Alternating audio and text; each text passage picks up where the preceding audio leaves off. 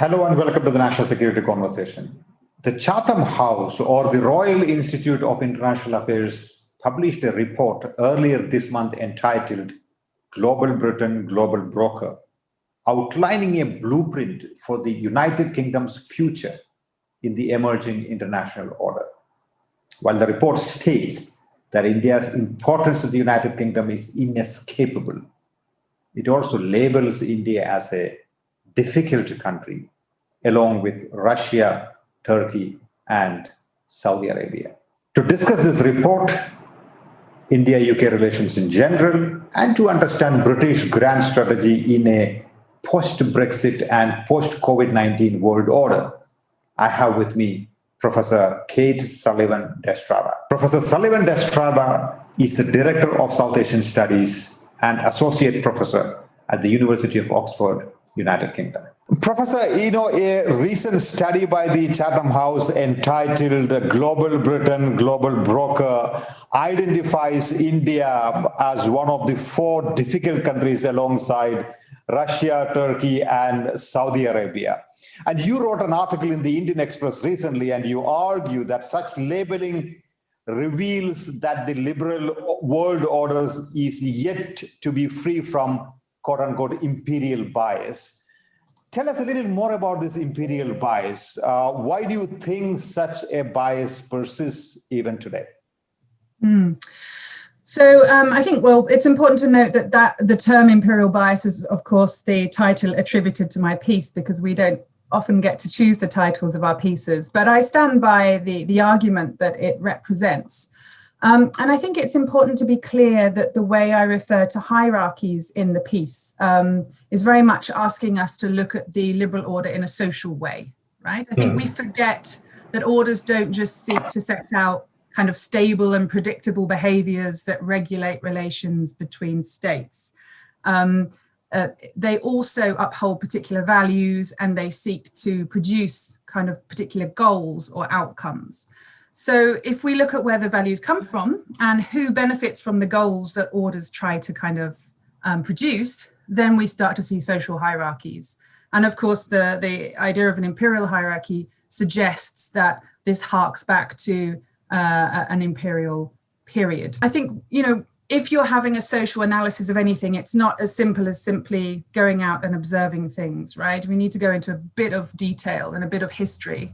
And I think if we look at the chief architects of the liberal order that we have today, then we can see that since the Vienna settlement of 1815 or even earlier, European great powers were seeking to establish and maintain a sort of civilizational hierarchies, right? And sought to institutionalize these into international law. And hierarchies always center on kind of social discourses. These were, in the case of European imperialism, scientific racism, technological supremacy, and also moral and religious superiority. And what we see then, as we kind of move through time, is a sort of universalizing project that seeks to bring non-European civilizations kind of into the fold, and I guess an exclusionary strategy which sort of seeks to differentiate Western from non-Western societies. And those hierarchies are still very much embedded in our post-Second World War architecture, in our liberal order. Now, it's not a straight story of the West imposing itself on the rest of the world. This wasn't not a passive kind of reception among the non-West. But I think it's clear that powerful Western states did take on a disproportionate role in shaping the norms and rules of formal and informal institutions in our international order. And so, of course, different parties will benefit from these. If we go to the question of who benefits from an order, from its goals, some might see the liberal order as producing, greater prosperity through a certain kind of economics, a political order that favors democratic governance, a strategic order that suppresses conflict between great powers, but others don't see it that way at all, right? It's the liberal order is the result of an imperialist project of US elites. It's led to deep inequality. So to answer your question, finally, some parts of the Chatham House report I felt were expecting complete adherence of India to an order that's not always in its interests. I understand the theoretical conceptual argument that you just made, the historical argument that you just made. But notwithstanding that part of the argument, when someone in the West looks at India, is there a logical, is it logical to argue that India is a difficult country like Russia, Turkey, and Saudi Arabia?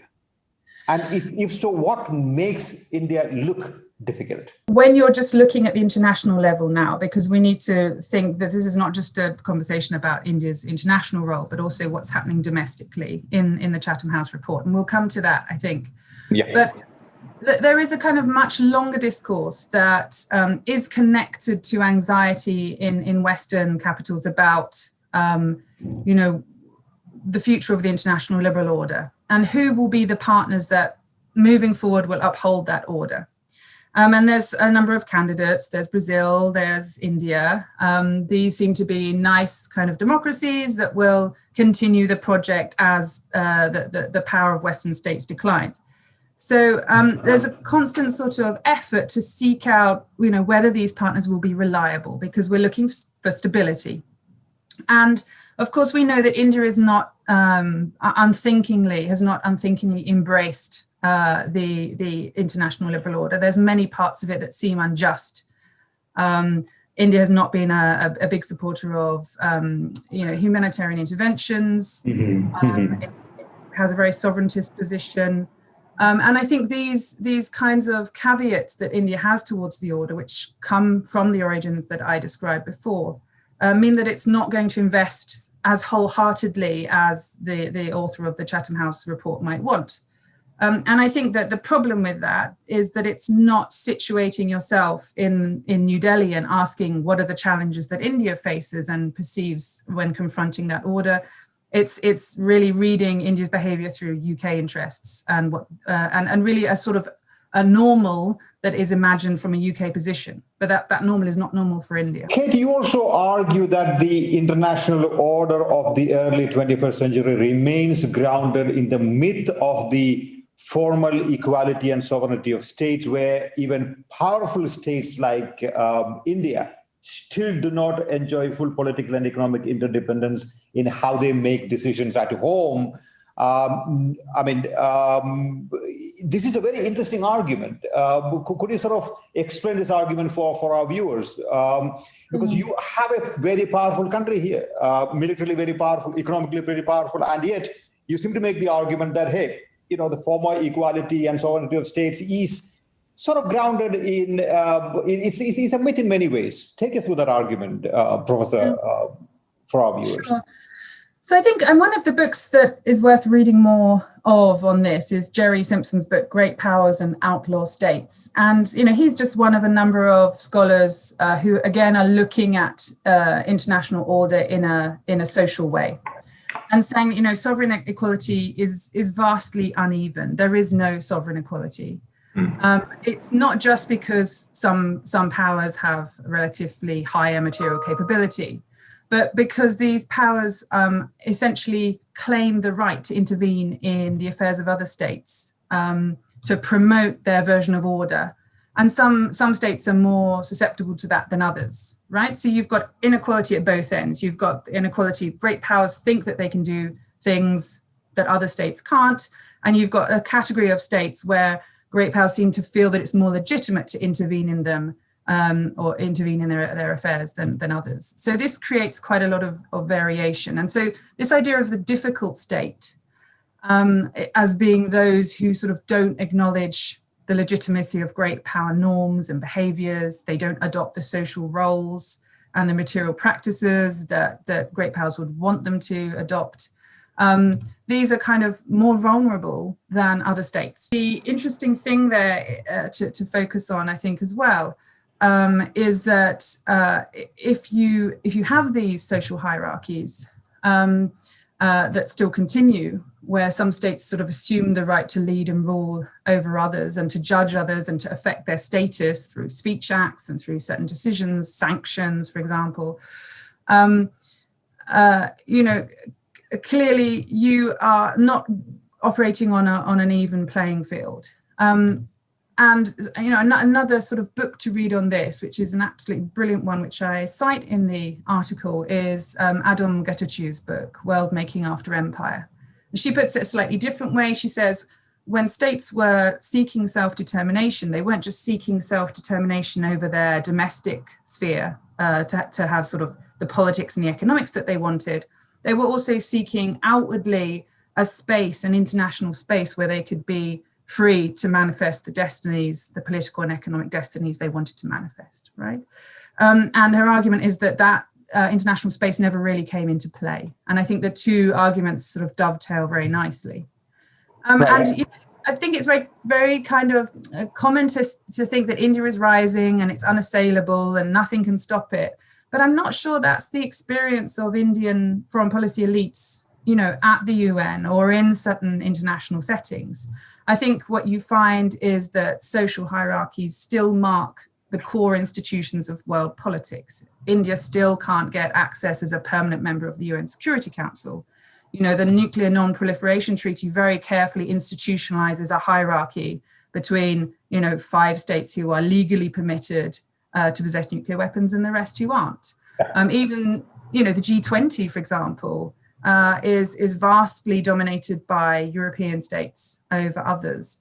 So there are ways in which I think we see this unequal access to the international still firmly institutionalized and still shaping where India can make decisions and where it can't. For example, on peacekeeping troops, India commits so many and yet has very little say on how they're deployed or on mission scope and so on.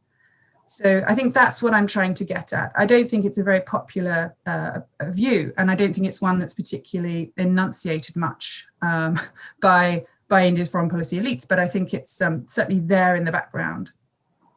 This is interesting, Kate, because for a very long time, India saw itself as an outlier state in many ways and was critical of the international system, the P5, the N5, etc. And then it sort of today it wants to be part of the high table in the international system, as it were, and yet it is unable to sort of get to that level.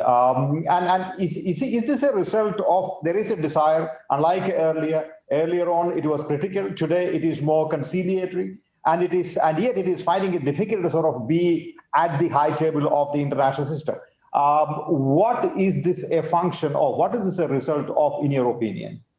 So it's a really complicated matter, because we know that for a very long time, those driving India's foreign policy have had a very strongly critical stance on precisely the inequalities in the international order, right? And yet when you're seeking to be recognized as a potential great power, as a rising power, you have to seek recognition according to quite well-established norms of what a great power is and what a rising power is. So you actually reach this point where it becomes kind of very difficult. On the one hand, you're conforming to that template. On the other hand, you're resisting it because you have a history of having, not being able to do what you want as a result of it. And maybe, in terms of values, you don't agree with it. And so you're sort of steering this very difficult path between conforming, resisting. And I think that ambivalence really is a product of those two tensions. And by no means do I think that the process is complete. Lots of people are saying now, well, India's starting to mimic the great powers. It's, developing its material power. There are still very many tensions in India's sort of rising power persona.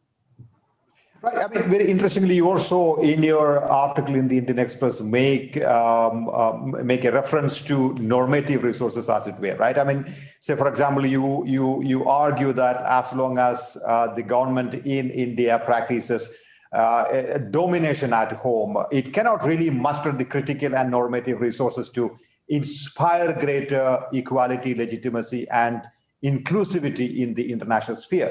Do you want to sort of explain that for our viewers? That seems to be a very interesting argument right there. I think the important thing is to look to nested hierarchies, right? Because on the one hand, you can see that India as a state is struggling in an international hierarchy, right? That we've just spoken of. And the problem when you criticize that hierarchy is that it can be read as a defense of the actions of the Indian government. So if an outside force critiques some of the major problems in India's domestic polity today, it's very easy to take a sovereigntist stance and say, oh, you're just being an imperial power and telling us what to do, and we're tired of this.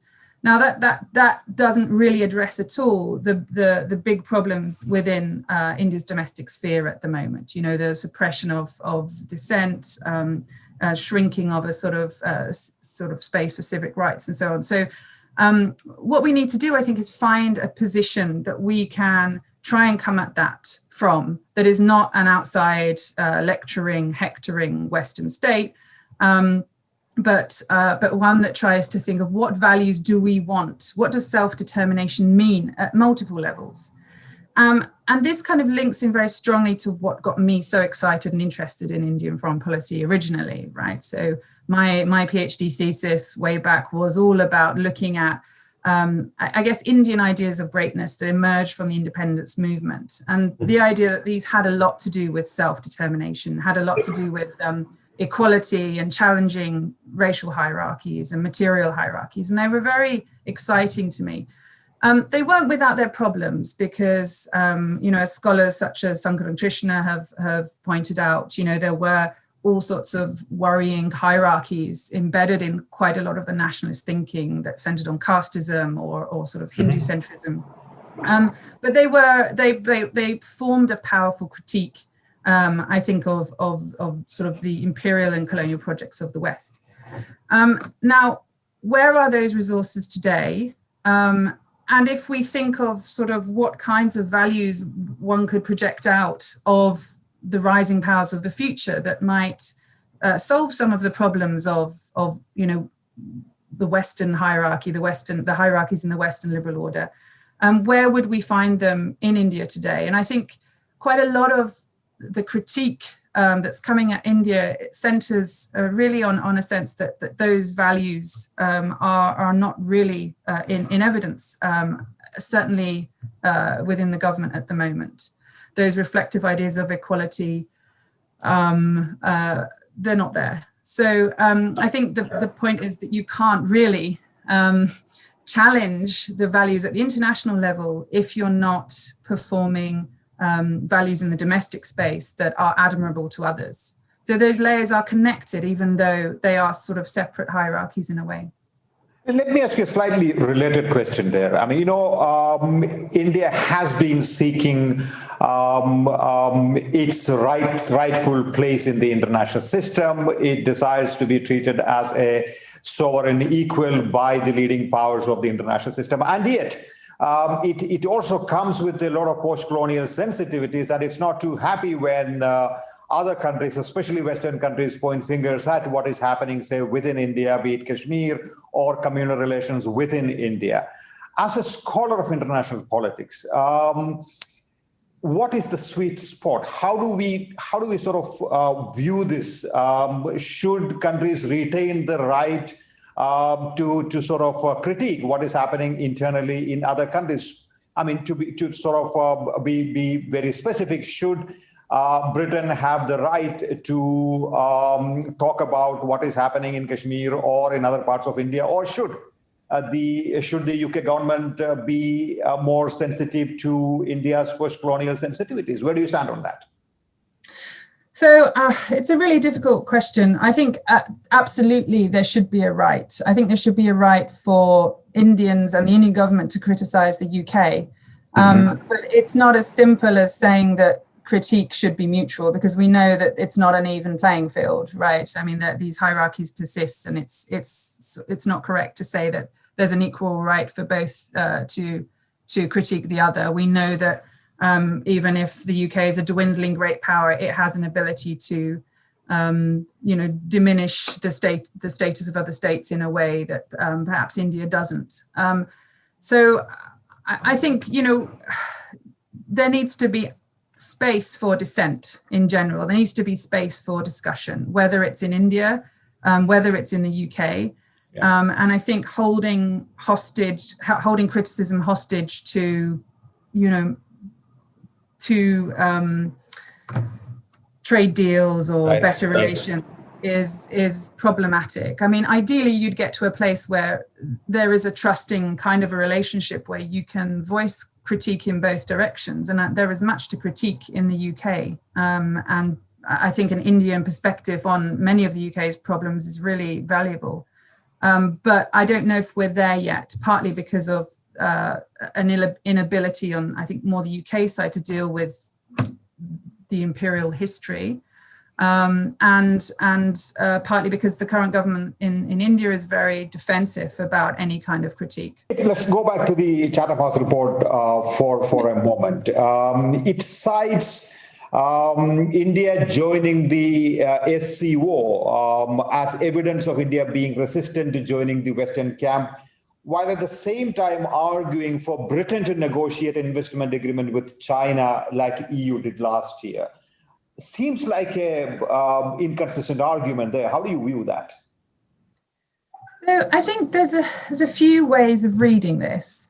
I think part of a bigger problem with the British establishment and its views on India, and it's quite widespread, I think it goes beyond Chatham House, is an inability to see the world from India's perspective. Mm-hmm. And I see this sort of time and time again in the way that speeches are made, in the way that, you know, policy reports are written. And I think it's very difficult to understand that there might be very good reasons for India's membership of the SCO, not least its extremely strategically important relationship with Russia. So I think part of it comes from ignorance of India's position. I think part of it might be a kind of slightly patronizing sense that, well, the UK can engage in deals and in relations with China because it will be really careful, you know, not to compromise itself and to uphold certain values, and perhaps an implied sense that India is not able to do that. But that would be putting, you know, projecting perhaps too much onto what Robin Niblett's intentions were with the report.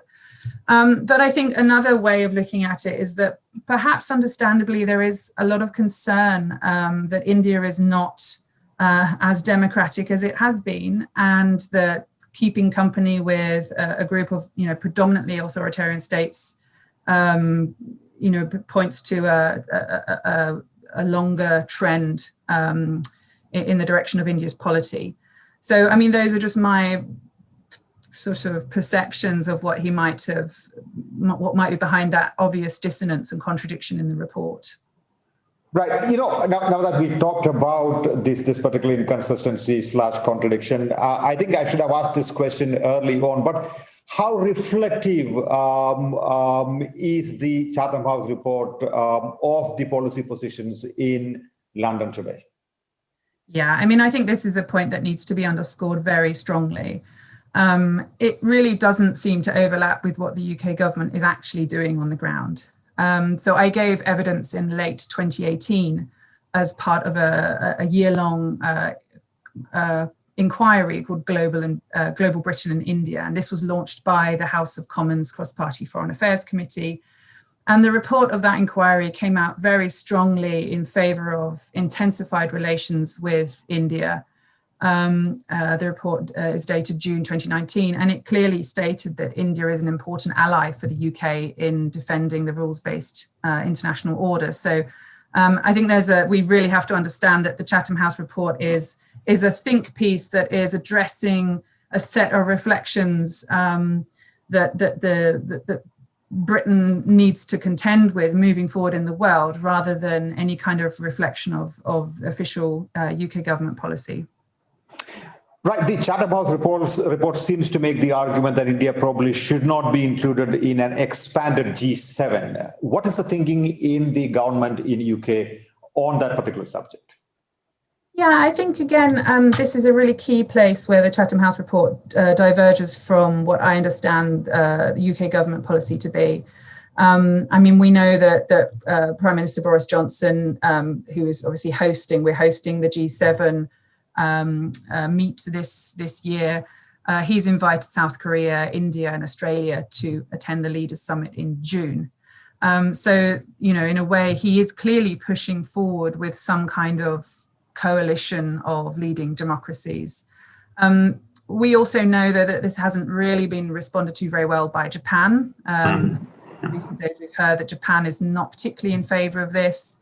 It's quite common to invite guest countries to the G7, but they're not normally involved as deeply as it seems that Mr. Johnson wants them to be.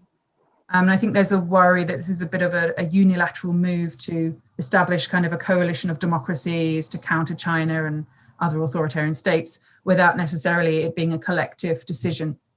And I understand that I think France, Germany and Italy are also slightly concerned.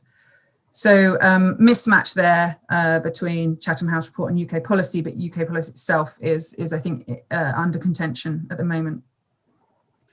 Right. Kate, if I may shift gears a little, let's talk a bit about UK's grand strategy in the wake of Brexit.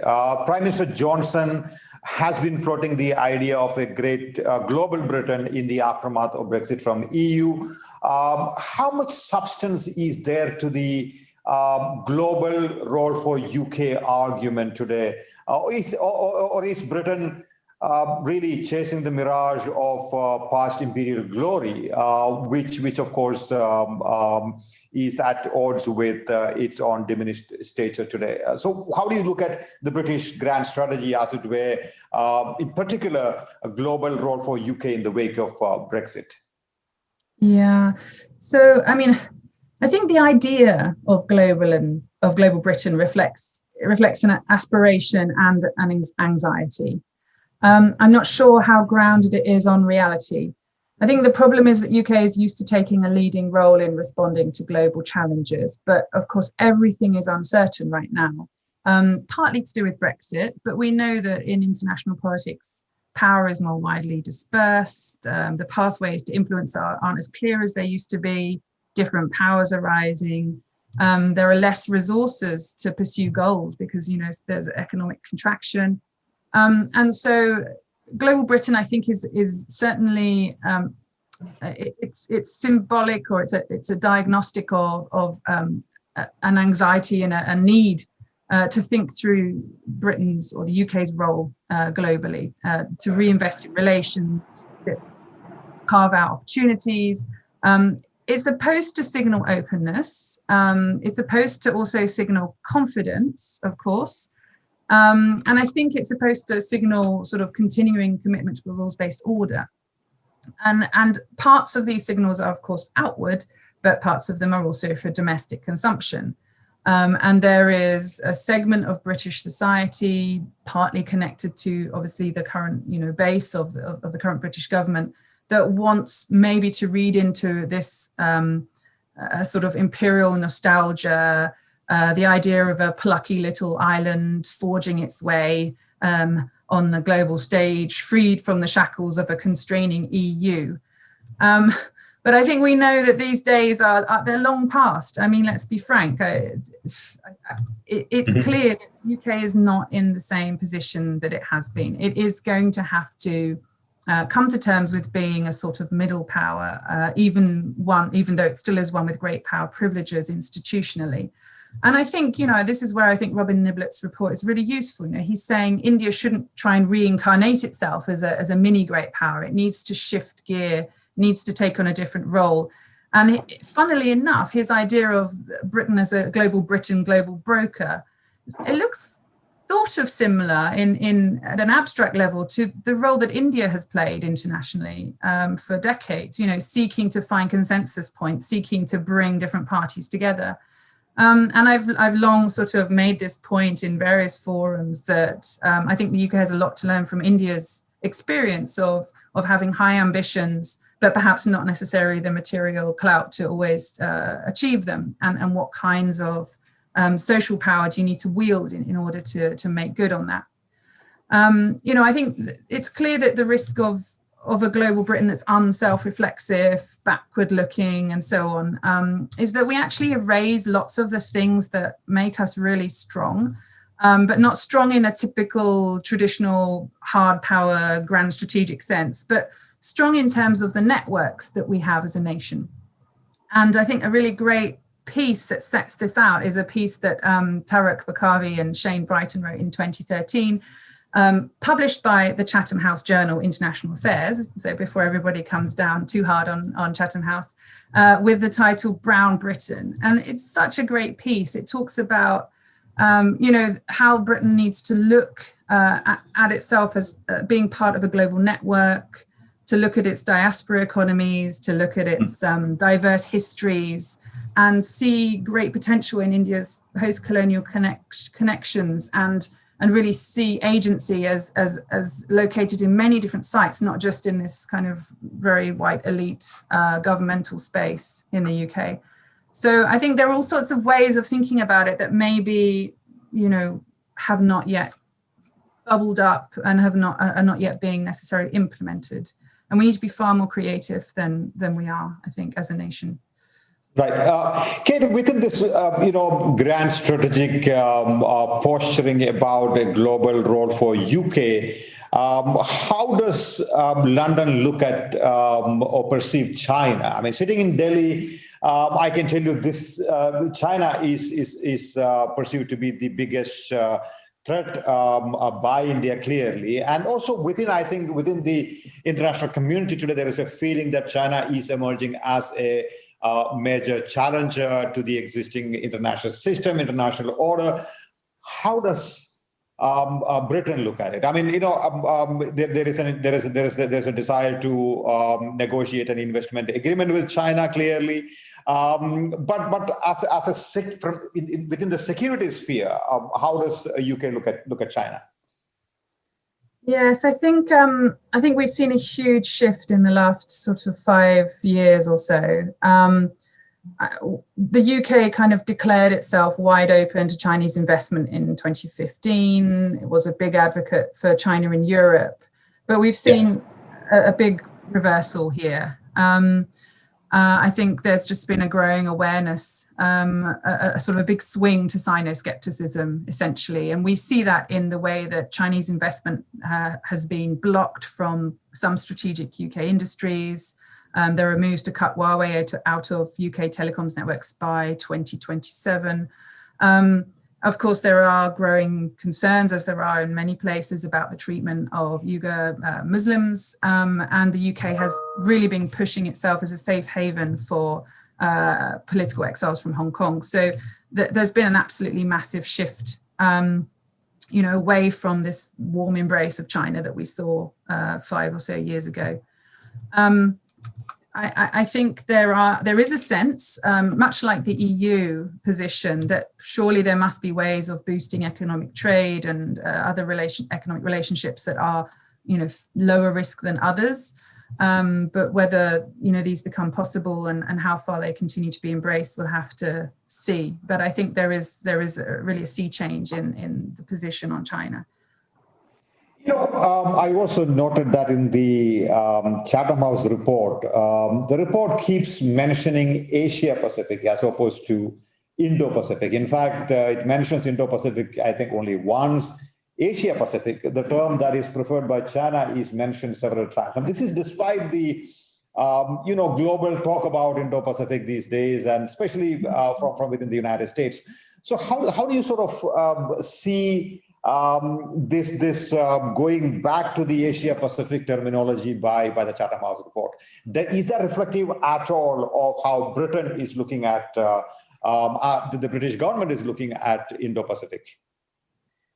So I think the Indo-Pacific idea is much more entrenched than the Chatham House report indicates. But of course, the UK has been a bit slower in sending clear signals than other countries. It hasn't released a sort of Indo-Pacific strategy or so on. But it's important to note that at the institutional level, there is a Director General of Indo-Pacific from Foreign, Commonwealth and Development Office. There is a sort of restructuring there, an institutional commitment to the Indo-Pacific. And you'll see Indo-Pacific mentioned now in increasingly many more government speeches. And so I think what the delay is, I'm not sure. Is it just because the UK has been very busy with Brexit? Was it sort of being hesitant, waiting to see how things played out? Obviously, we know that China was very unsettled by this terminology. I don't know if it was an effort at caution. We can only speculate. But I think it's important to think about what the Indo-Pacific offers the UK, and what is it offering most states. And I think it's a new space, right? It's a new spatial imaginary that many countries are using to project their own ambitions, their own ideas of what they want an order to look like. And I think that embracing the Indo-Pacific at a moment when the UK is doing a lot of self-reflection over its global position and role makes perfect sense, right? Because you can sort of start to jockey for position in this new and unsettled space. So I think it's attractive for that reason. And we'll probably see and hear a lot more about it. Kate, I want to sort of end with one forward-looking question, and that is about where does post-Brexit Britain stand in a post-COVID-19 world? How does Britain sort of perceive itself and its role in the emerging new world order? I don't know if we really know what the post-COVID-19 world looks like yet. And I don't even know if there will be a post-COVID-19 world. So I don't really know how to answer that question. I think that a lot of what the UK was planning to do will continue. It will have to be augmented slightly. I mean, for example, we're seeing this big push towards leadership on climate change associated with the COP26, which is being seen as a key moment for the UK to demonstrate leadership, for the UK to project a kind of positive image of a sustainable and innovative country. But we also know that momentum on moving forward with climate commitments will be a big challenge because of the economic fallout of the pandemic. So I think, that there will be a continuation of many of the goals, trying to implement this global Britain idea, but of sort of leadership, providing leadership, but on global challenges. But I think they're all going to face significant hurdles and probably many, many economic hurdles as well. But I think that's true of many states at this point. Fascinating insights, wonderful conversation. Thank you so much, Kate, for coming on the show. Absolute pleasure. Thank you for having me.